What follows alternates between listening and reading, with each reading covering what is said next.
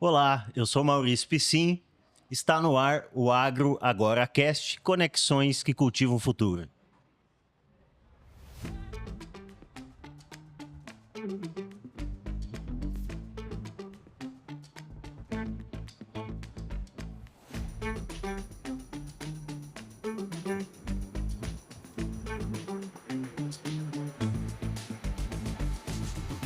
Estamos aqui diretamente da Agro Brasília 2025 e vamos falar um pouco sobre por onde começar a jornada de construção da agricultura regenerativa. Quero convidar para esse bate-papo o Rogério Vian, fundador do GAS, nosso ex-presidente, e o Eduardo Martins, atual presidente do GAS, do Grupo Associado à Agricultura Sustentável. Este episódio é um oferecimento, um patrocínio da Biopirol e da Implanet. Rogério e Eduardo, prazer tê-los aqui conosco nesse bate-papo. Rogério, por favor, se apresente e fale um pouco para nós, inicialmente, para o agricultor que está ouvindo esse debate da agricultura, como é que ele pode começar? Boa tarde, Maurício, né? Boa tarde, Eduardo. Um prazer estar aqui com você de novo, né, meu amigo? Sempre juntos aí nessa caminhada. E é um prazer estar com todos vocês aí que estão acompanhando o programa, né? Eu acho que assim, a gente nunca não inventou nada, né? A gente costuma falar isso, que a gente não inventou nada. Tudo que a gente pratica e começou a praticar lá atrás já existia. E o que o GAS fez, né?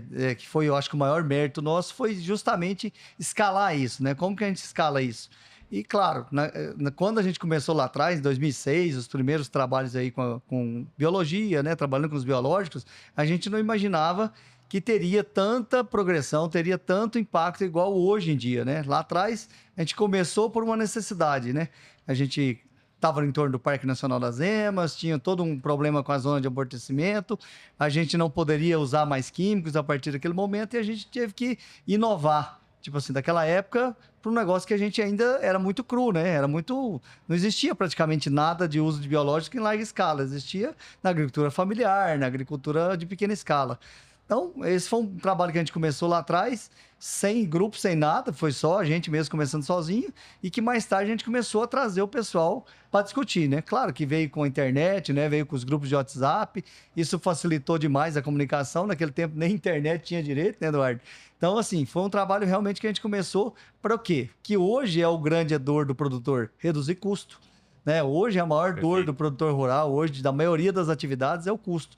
Então, a gente acho que acredita que o GAS cresceu e esse modelo de agricultura está tendo sucesso justamente porque ataca a maior dor do produtor, que é o custo de produção. Né? Os custos estão muito altos, eu tive mais cedo lá no stand da Embrapa, discutimos sobre isso também. Então, a ideia do GAS e do grupo, desse modelo de agricultura, como começar? Primeiro, você tem que atacar os custos de produção, né? E na sua planilha de custo. Fazendo o quê? Trabalhando com insumos de preferências regionais, de preferência que estão na sua região, para que você não tenha que importar, né? Hoje a gente importa 85% de todo o fertilizante que a gente utiliza na agricultura convencional. Então, a ideia do GAS é trabalhar com instrumentos, com fertilizantes, com ferramentas que estão à nossa disposição no país. Os remizadores, né? Principalmente os mix de planta de cobertura, né? Fazer um bom trabalho no solo, né? Devolver a vida ao solo. E com os biológicos. Esse, inicialmente, foi o tripé que a gente começou, né, Eduardo?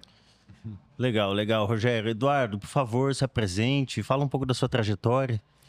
Eduardo Martins, atualmente como presidente do GAS. Minha trajetória foi muito em gestão pública, né? Mas aí você sai da área pública, faz um pé de meia e a terra chama você de volta. A gente não consegue sair, né? Não, você sempre está enrolado com esse negócio. E na realidade, a gente foi buscar uma área para a produção de floresta plantada, né? E também de pecuária. E aí acabou aproximando muito do GAS, principalmente por causa do irmão que trabalha com pesquisa, o Éder, né? Que trabalha com os remelizadores. E aí teve muita identidade, né? Mesmo porque, além do que o pessoal já tinha acumulado, que era muita coisa, a gente também convergia com o que nós estávamos praticando, né? Acabou sendo um momento importante, o preço de fertilizante estava altíssimo, né? E mesmo trazendo remelizador numa distância bem grande. Na realidade, nós estamos no norte de Minas e trouxemos da Bahia, né? Ainda assim, foi algo que reduziu pelo menos 30% no custo de fertilidade, né? E a gente foi resolvendo os problemas lá com o espírito que domina no gás, que é solução local, que é produzir uma farm tudo que é possível. Acabamos evoluindo para encontrar uma fonte de remelizador próxima, 30 quilômetros da fazenda, de uma das fazendas. Bem próximo. Bem próximo. Então, eu acho que essas coisas têm um ingrediente fundamental, né? Que o agricultor está disposto, está com a cabeça aberta para olhar para o tema, sabe? Porque quando o agricultor não tem essa disposição de testar, de pegar, experimentar numa área, né? Não avança muito. E aquilo que o Rogério falou, essa trajetória teve várias coincidências, né? Que ajudaram a ganhar corpo, a ganhar uma estrutura, né? A ganhar algo que a gente tem certeza que dá para escalar dentro das áreas de produção, mas dá para escalar para o Brasil inteiro. Muito bem.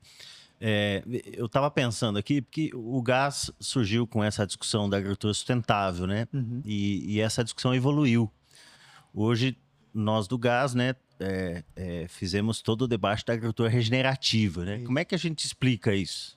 Acho que é importante trazer um pouco essa discussão também para depois nós pensarmos, para as pessoas entenderem um pouco também o que é a agricultura regenerativa e por que nós estamos nisso, né? Quando a gente pensou, quando a gente idealizou ali em 2017, 2018, que a gente resolveu realmente institucionalizar o gás, né? Até então a gente era um grupo de WhatsApp, né? Antes disso, 2016 para trás, a gente era um grupo de WhatsApp. E aí, em 2017, 2018, a gente começou a conversar, porque o grupo ficou muito grande, e a gente ficou nessa discussão de como que seria o nome do gás, né? Aí, esse nome sustentável já estava caindo em, assim, todo mundo falava, né? Para qualquer coisa, sou sustentável. Para qualquer coisa, sou sustentável. Todas as áreas já estavam usando esse termo. E aí, nesse mesmo período, começou a aparecer o nome regenerativo também. Veio dos Estados Unidos, né? Principalmente esse termo, né? Que para nós encaixou, porque seria o meio do caminho. O gás sempre falou disso, né, Eduardo? Do meio do caminho. A gente não queria ser nem um orgânico, propriamente dito, né? Que é muito restritivo, muita lista negativa, e nem o convencional. A gente queria ser o meio do caminho. Então, o regenerativo, naquele primeiro momento, para nós, cabia. Por quê? Porque ele era o meio do caminho. Eu poderia utilizar alguma coisa de químico, pontualmente, se eu precisasse, mas não seria o orgânico também, porque eu não posso utilizar nada, né? Então, a gente imaginou que seria uma transição legal, né? Entre a agricultura convencional e a agricultura orgânica futuramente. Por que não? A gente não vai ser todos orgânicos daqui futuramente. Eu, por exemplo, já fui orgânico durante 5 anos, né? Eu até, na minha apresentação no começo, não falei, mas eu produzi orgânico durante 5 anos. Isso. Cheguei a plantar 400 hectares de soja, né? Milho, tudo orgânico, né? Soja na safra e milho na safrinha. Município de Mineiros, né? No entorno do Parque Nacional das Emas. Então, a gente deu para evoluir. A transição, a gente falou, não, para ir para orgânico não é um pulo agora, né? Porque a gente estava preso no herbicida até hoje, né? A grande parte dos nossos problemas hoje está relacionado ao herbicida. Então, eu resolvi tentar, um consultor na época falou, não, você pode plantar, a gente vai ter um herbicida orgânico, pode plantar. E eu fui. Pergunta se apareceu até hoje esse herbicida orgânico. Mas já tinha entrado. Até hoje é um desafio. Até hoje é um desafio, né? Então, na verdade, eu acredito que o regenerativo, claro que cada país, cada agricultor molda o seu princípio de regenerativo, mas para nós, para mim, o que mais encaixa, não sei se o Eduardo pensa assim, a gente conversa muito, é que seria a transição entre o orgânico e o 100% químico, né, convencional. E, Eduardo, como é que você vê? Tem um fenômeno aí, né, que é um pouco o seguinte, quando você compara as palavras, né, nem vou falar em conceitos, compara as palavras. A adesão ao conceito regenerativo é impressionante. Ele não é só da cadeia inteira, né? E é mundial, né? É mundial, mas é também do sentimento que o agricultor tem. De onde que vem isso, né? Como é que tem uma adesão a uma palavra que até o conceito ainda não está construído, né? Não tem consenso sobre ele.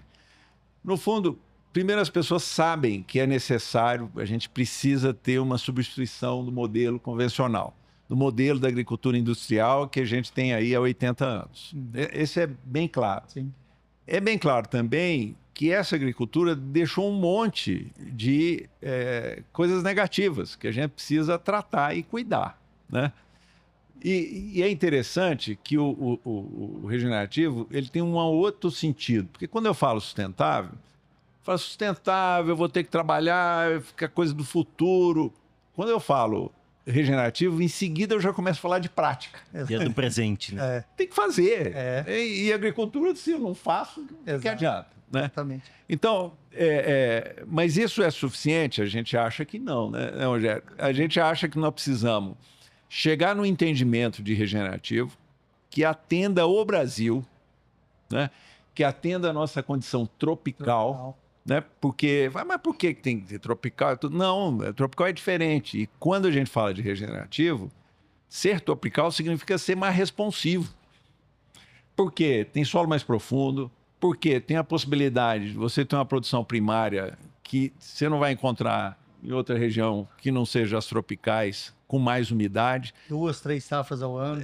Possibilidade de 2, 3 safras, uma taxa de conversão de biomassa do ponto de vista da ação de decomposição extraordinária, que permite você lidar com fluxos, né, de uma maneira muito eficiente.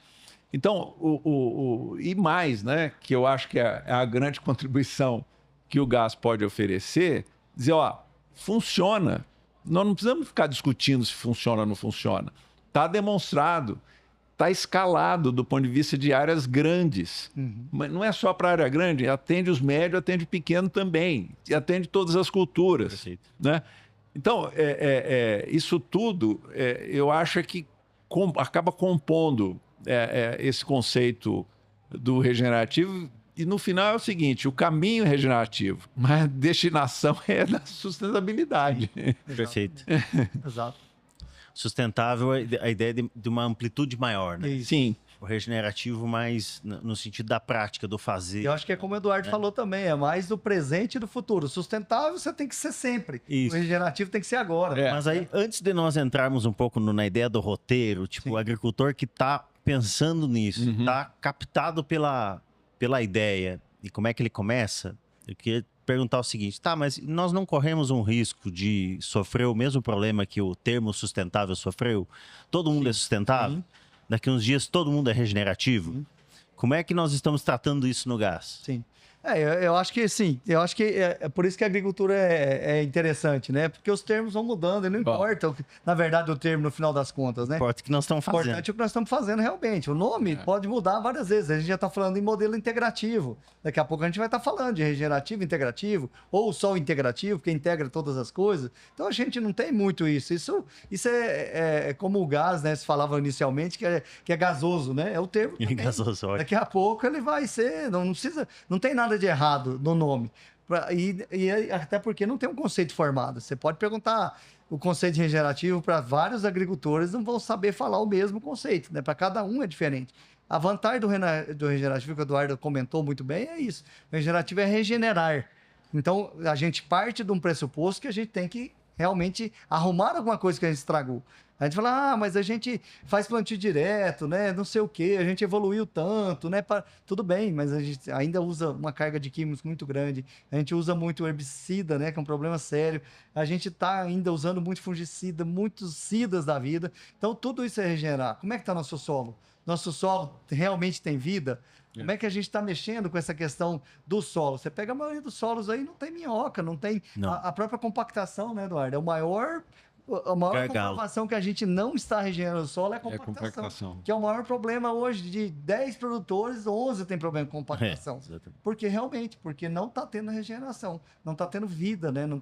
Não é só a palha, não é só o plantio direto de qualidade. Se fala muito. Eu sou atual vice-presidente da Associação Brasileira de Plantio Direto na Palha. Perfeito. É importante. Muito importante o plantio direto, mas tem que ser de qualidade. Eles batem muito nisso. E quando você vai para os números, quantos por cento desse plantio direto realmente é o que prega com rotação de cultura, com palhada, com palhado o ano todo? Aí reduz para 5%, 7% do total. Então, realmente, a gente tem que colocar todos os conceitos e aplicá-los. Porque é regenerativo eu plantar uma monocultura? É regenerativo eu plantar 100% da área transgênica? Exatamente. Isso é regenerativo? Certo. Eu acredito que não. São perguntas que ficam, né? E aí, Eduardo?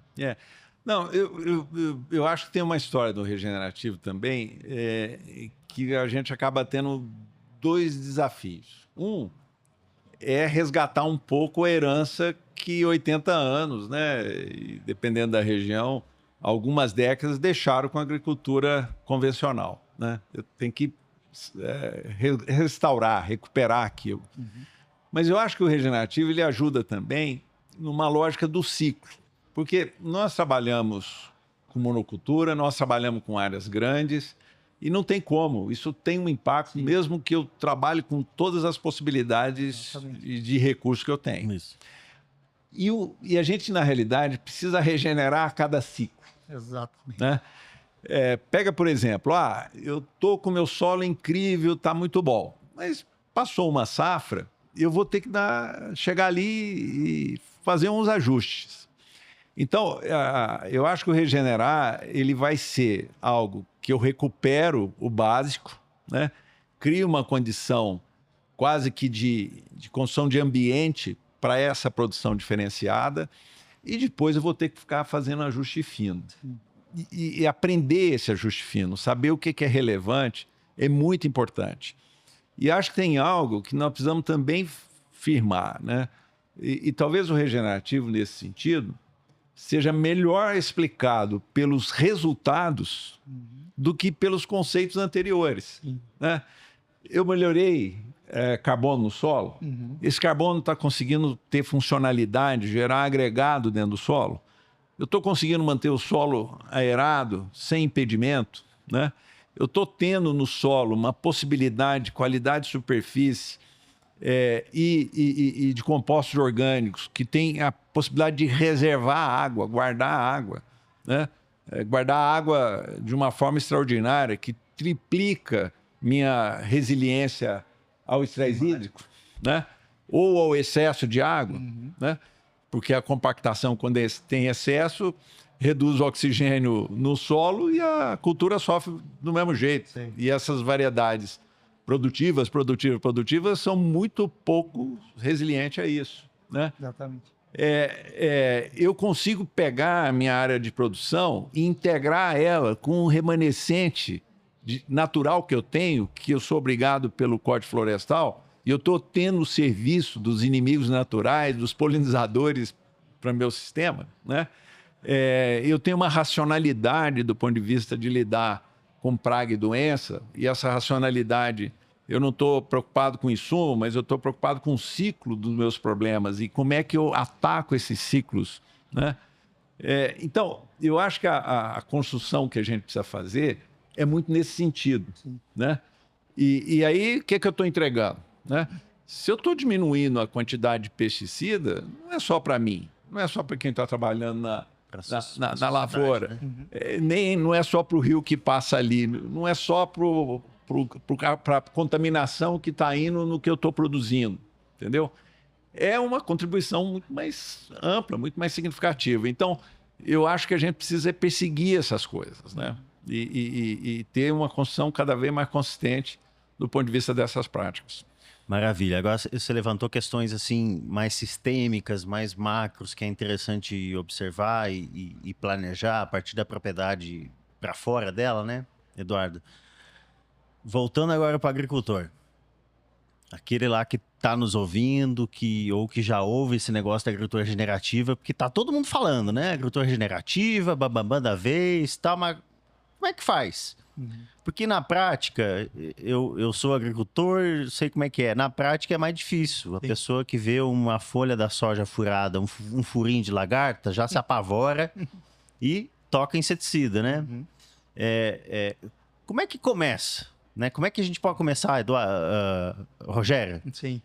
Então, o mais importante é que a gente sempre fala. A gente sabe que o custo é um motivador, né? Claro, não, mas isso aí isso é um vetor, né? Isso aí, tipo assim, tô sentindo uma dor, eu vou no médico, né? Isso. A agricultura é do mesmo jeito. Tô sentindo a dor do custo, eu vou procurar soluções para reduzir o custo. A gente sabe que no modelo tradicional não tem como reduzir custo. Isso. Se você reduz custo, você reduz produtividade drasticamente. Isso é fato. Não adianta você achar que eu tô lá usando adubação. Você consegue fazer alguns ajustes, mas nada substancial, mas né? O custo reduz ali 5, 10%, é irrisório. Então, assim, o mais importante é o cara primeiro tem que mudar aqui, ó. A agricultura regenerativa começa na cabeça. O cara tem que mudar o mindset. O cara tem que pensar diferente, ele tem que pensar fora da caixa. porque é um agricultor de processos. Que é um e pouco não essa visão que o Eduardo Exato. traçou aqui. né? Começa pelo querer, começa pelo ele tem que regenerar primeiro. O próprio agricultor tem que pensar que ele precisa se regenerar primeiro, para depois regenerar o seu solo e sua agricultura. Porque é todo o ambiente, é um agricultor de processos, né? A gente vai sair de um agricultor de produtos, né? Calendário, produto, aplicação, né? Do operacional. O operacional manda muito, né? Agora já essa agricultura não, essa agricultura é de conhecimento. É conhecimento, você tem que estudar, você tem que se informar, você tem que visitar, você tem que procurar quem está fazendo. Isso é o que a gente sempre faz. A gente cresceu muito desse jeito, entendendo os erros, principalmente os erros, não os acertos. Do que estava dando certo e o que estava dando errado nos vizinhos, em vários estados. E entender a agricultura regionalmente. Não é o que eu faço em Mineiros, que vai ser a mesma coisa que se faz aqui no DF, ou que se faz na Bahia, ou que se faz no Piauí. Não tem pacote, né? Não tem pacote pronto, não tem fórmula. Na nossa agricultura dita convencional existia. Não existe receita de bolo. Nessa, então, meu amigo, não existe mesmo. Isso. Essa é casa a casa, é agricultura personalizada. Você tem que ter um personal. O consultor tem que ser realmente um personal. Como você tem na academia, você vai ter que ter um consultor que realmente entenda os talhão por talhão, para saber o que realmente tem que fazer ali. Você pode fazer sozinho? Pode. Você vai demorar mais tempo? Vai gastar mais?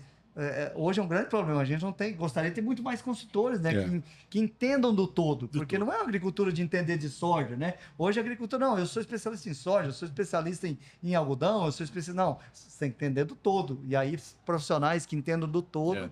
É difícil.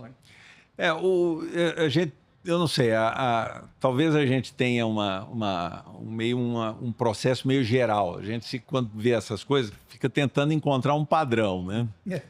Mas tem uma coisa que eu chamaria de fase de experimentar, né? Sim. E nesse momento de experimentação, o cara precisa, para avançar, vivenciar algumas coisas, né? E agricultor é aquele que precisa olhar, precisa aprender, ver, né? Precisa aprender. cheirar. Precisa aprender. E aí ele diz o seguinte, não, funciona. Então, ele experimentou, às vezes é numa área pequena, às vezes ele viu um outro, às vezes ele viu numa outra situação de um evento, etc., ou começou a participar de um grupo, mas ele tem que experimentar. Depois, quando ele se convence, aí começa um desafio que é muito relevante para certos tipos de área, que é o da escala. E do operacional. Perfeito. Porque o teu operacional está todo ajustado para um modelo. Sim. E você vai ter que ajustar o operacional para o outro, né? Na hora que supera isso, ele vai e diz, virei a chave. Virar a chave não quer dizer que o negócio está pronto, né? Porque não fica pronto nunca. Virou a chave na cabeça e na operação do negócio. E na atitude de dizer, vou adotar isso em área total, né? Aí começa um processo de aprendizado, né, que começa a ter um significado muito grande, que é uma coisa de domínio da sua área, da sua condição de produção. E aí começa a ter um acúmulo, né? E depois que tem esse acúmulo, e aí o cara fala, não, hoje eu consigo buscar, eu consigo praticar, eu consigo ajustar. Ele começa a estabelecer uma contribuição que não é mais só para ele começa a ter uma contribuição mais coletiva, que eu diria vai influenciar na atitude, na forma de pensar de um grupo mais amplo. Até porque essa agricultura, ela força a regionalidade, porque os seus insumos são locais ou regionais, né? E tem uma outra coisa, quando você precisa capacitar ou organizar, ser regional também é melhor. Você vê quantidade de iniciativa, de produção de biológico para coletivo, né? Mas vai ser muito bom também o dia que a gente for vender para poder separar e justificar a segregação e valer a pena. Do produto. Então, essa lógica, eu vejo ela e ela vai desembocar numa coisa que é criar uma nova forma de pensar a agricultura em contextos, que é muito bom. Sim. Muito bem. Às vezes o agricultor, você fala, mas como é que ele vai começar? Ele tem que começar. Como todo mundo começou, pequeno, testando, né, visitando, indo atrás da informação. Porque esse tipo de informação pronta não chega até mim. Não chegou até no Eduardo, chegou até mim, não. Eu fui buscar essa informação.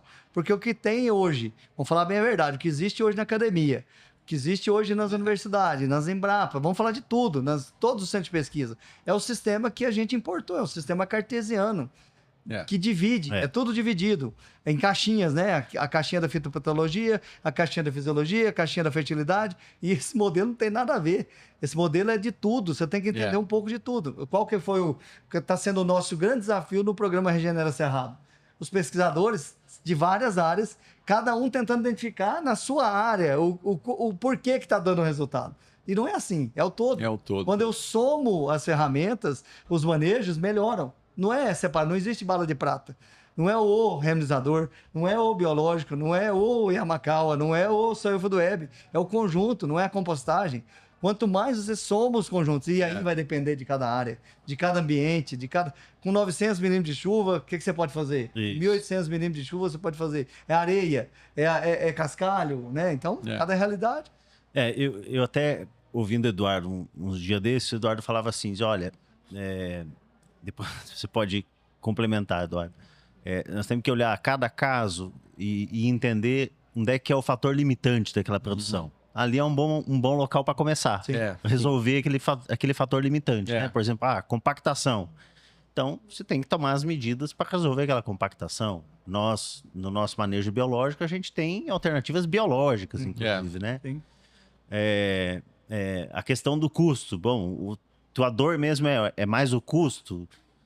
Bom, usando remineralizadores, plantas de cobertura, principalmente bioinsumos, a gente consegue reduzir o custo, né? De uma forma considerável. Sim. E assim por diante, não é, Eduardo? Quando você olha para dentro da porteira, né, o que é limitante do sistema? Tem, às vezes, uma tendência do agricultor, pelo condicionamento, né, da agricultura convencional, achar que é nutrição. Né? Sim. Achar que é um problema não necessariamente de doença ou de praga, né? Pega o exemplo de área compactada, que aumenta a quantidade e pouca diversidade, pouca matéria orgânica e aumenta muito o nematóide. Né?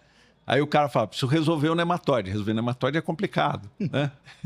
Mas, no fundo, ele tinha que estar resolvendo o ambiente. Exato. Então, essa especialidade para olhar o todo, né, que o Rogério falava, é alguém que consegue olhar para um sistema e dizer, cadê a causa? E essa é a causa mais limitante hoje. Né? E é o nematóide que ele está vendo lá, que ele entende que gera isso, aquilo e outras doenças. Então, é a compactação que eu tenho que lidar. Né? E pode servir esse exemplo para uma série de outras coisas. Né? Agora, eu fico achando, né, que esse tema dessa construção, ela também precisa ter um suporte de pesquisa. Quer dizer, nós não temos... isso é uma complicação. Se você olha para a agricultura convencional, a pesquisa é reducionista. Com certeza. Diz o seguinte... Planta, se eu botar sal, ela se alimenta e ela produz. Quando você vai olhar a racionalidade disso tudo, ela é de um reducionismo absurdo, em que você tem um sal que você põe, que a planta absorve, isso resolve quase tudo com regra de 3 com base numa análise que não expressa as coisas de uma forma real. Sim. Olha o que é a agricultura. E quando a gente está falando disso aqui, mesmo que a gente não compreenda, mesmo que a gente não consiga alcançar e explicar tudo, nós temos que abraçar a complexidade. Exato. Não é para ficar perdido nela, né? É para a gente saber o básico dos processos e dizer, eu pelo menos vou considerar esses processos para ter uma compreensão dos meus fatores limitantes para saber como é que eu vou agir. Isso que o Eduardo está falando é tão significativo, porque lembra o Paulo Borges, né, um associado nosso, um dos fundadores, ele sempre falava, no início do processo, ele falava assim, eu nunca vou saber se é o que eu deixei de fazer ou o que eu estou fazendo agora. Sim. Por quê? Porque você não usar o sintético, não usar o químico, também dá um resultado. Por quê? Você parou de agredir o equilíbrio. O químico, todo químico que você utilizar, e aqui não é na palavra, não estamos falando isso para, essa é uma ideologia, não tem nada a ver. É porque é sintético, ele é estranho à planta. Então, você aplica um glifosato, o que acontece com a planta? Ela trava. Trava? Porque ele não é da planta, ele é um sintético que ele vai travar. E aí, quando trava, ele trava a fotossíntese. Por quê? Porque ele vai direto nos hormônios da planta. Triptofano, são 3 principais. Ele vai direto lá e trava. Aí fala, mas a planta fica uns 20 dias, aí o manganês. Aí você tem que pôr o manganês, que ela para de absorver o manganês. Não, é fotossíntese, ela para de fazer fotossíntese, ela trava a planta. Então, quando você faz qualquer fungicida, tudo que você aplica que é sintético, a planta não reconhece. Então, ela vai travar. Então, assim, se você parar de fazer isso, eu estava contando mais cedo ali na Embrapa. Cara, nós não fazia fungicida e não tinha lagarta. É isso. Quantas e quantas vezes a lagarta morreu na lavoura, janeiro, fevereiro, começava a chover, a lagarta morria sozinha na lavoura. De repente, a gente começou a fazer fungicida e a lagarta não morre mais. Será que a gente não tem ideia do que aconteceu? Faz um fungicida e o percevejo em seguida. Aí é percevejo, por quê? Porque o fungicida ele mata principalmente os fungos benéficos que controlam a lagarta e o percevejo. O pessoal não conhece mais o fungo que atacava a lagarta naturalmente, né? Eu não conheci. Pois é. Na lavoura eu nunca conheci. A Embrapa antigamente fazia, inclusive, né? Ó, você produziu baculovírus na fazenda e tudo mais. Isso era comum. Hoje em dia, não. O cara quer um produto que põe no tanque, aplica e mata a lagarta. Mas por que a lagarta tá desequilibrada? Por que o percevejo tá? A gente mesmo, nos grupos, né? Gente, não sei o que, tá chovendo demais, vamos ter que fazer fungicida. A gente via nos grupos nossos, né? O que acontecia? O cara aplicava fungicida, dali uma semana tinha problema com percevejo. Porque ele matava o metarrise, a bovéria, o tricoderma, todo mundo que estava ali para controlar ovo, para fazer o equilíbrio, você matou. Eu acho que uma forma de começar também, de uma forma estratégica, é um mecanismo, que é um mecanismo de reduzir custos, mas é um mecanismo também de você tirar os insumos que agridem, né? A biologia e o ambiente. Então, começar a tirar um inseticida para colocar um biológico no lugar, começar a diminuir as aplicações de fungicidas com o uso de biológicos. Por exemplo, quando eu iniciei, no primeiro ano eu fiz 2 aplicações de fungicida, fazia 4. Sim. Então já diminuiu a metade. É muito. O impacto que diminui na lavoura é muito grande. Então, eu acho que isso vai também criando um processo educativo para o agricultor, que é ele entender que é possível produzir sem essas ferramentas. Você sabe como é que eu aprendi? Fazendo orgânico, porque eu não podia aplicar. A força. Foi na marra. Na marra. Mas a vontade era muita. Porque estava chovendo todo dia. Choveu durante mais de 20 dias uma soja, 8381, com ciclo de 140 dias. Meus vizinhos já tinham colhido há mais de 30 dias. Imagina o desespero. Nossa. Falei, vai derreter a soja com ferrugem. O agricultor está automatizado, né? A ver o problema e logo perguntar, o que eu aplico? É automático. É automático. E no final, é interessante isso, né? Você vai saber que o agricultor está no rumo, né? Quando ele um dia olhar em volta, tá lá no meio da lavoura, olhar tudo e começar a ver a expressão do manejo dele. Isso aí. Com solo melhorado, com inimigo natural, com um monte de lagarta atacada pelo biológico que você utilizou, aparecendo minhoca, aparecendo cogumelo em cima do solo, ele vendo lá que a matéria orgânica está crescendo, ele vendo que o vizinho sofreu com a seca e ele está produzindo o teto, a média produtiva dele, entendeu? E ele vai descobrir, no meio da lavoura, dizer, estou no caminho certo, entendeu? Tem uma frase do Martin, né? Que é uma frase muito interessante, que ele diz o seguinte: passei minha vida inteira, eu acho que o Martin já tinha 30, 40 anos de lavoura. O Martin, nosso associado. O Martin lá de Maracaju. Falou, passei minha vida achando que eu tinha que combater a natureza, né? Isso. E eu descobri que a natureza é minha parceira. Exatamente. Né? E se você for olhar a agricultura convencional, alguém precisava pegar os nomes dos produtos dos pesticidas e ver e analisar a que remete os nomes. É tudo para uma guerra, é tudo para combater, para uma luta. Então, tanque, impact, é tudo um negócio absurdo. Como o cara está lá, ele tem que ser um guerreiro para poder lidar. E não precisa ser assim. Muito bem.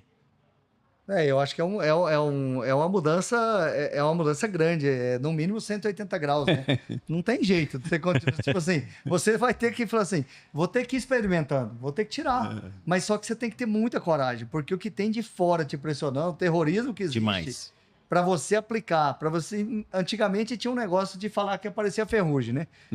Sabe como é que acabou isso aí? Quando a ProSoja Mato Grosso falou assim, beleza, quem falar que achou a ferrugem vai ter que falar o ponto georreferenciado para a gente ir lá e ver se era mesmo.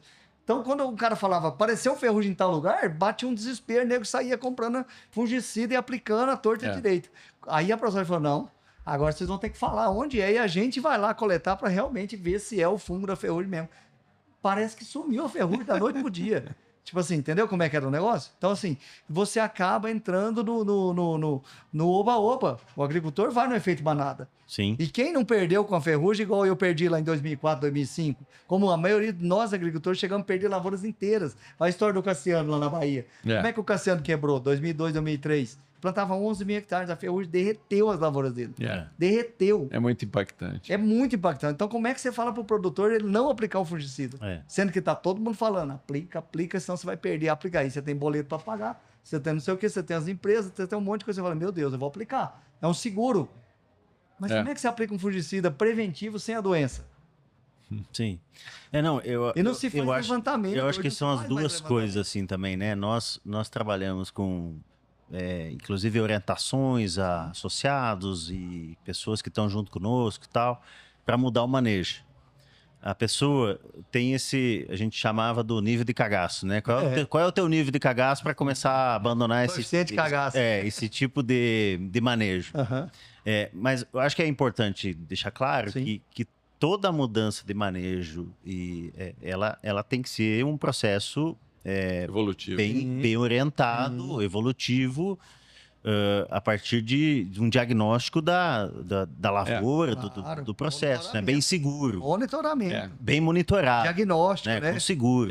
O Calegari fala muito isso. Diagnóstico. Se você não tinha então um diagnóstico certo, como é que você vai tomar? E eu costumo dizer o seguinte, pela minha experiência, que se a pessoa, ela não quer nem saber da agricultura regenerativa, mas se ela fizer o monitoramento da lavoura, só isso, ela reduz 30% do uso de químicos. Só monitorando. Sim. Só monitorando, né? Fazendo um MIP bem feito, fazendo um MID bem feito. Sim. 30% a menos do que aplicar no calendário. Exatamente. Bom, então a partir daí é só dar um passo a mais e começar a implementar as estratégias regenerativas. Eu acho que uma coisa que a gente precisava também é começar a sistematizar no sentido geral, né? Porque não tem pacote, o que é a transição.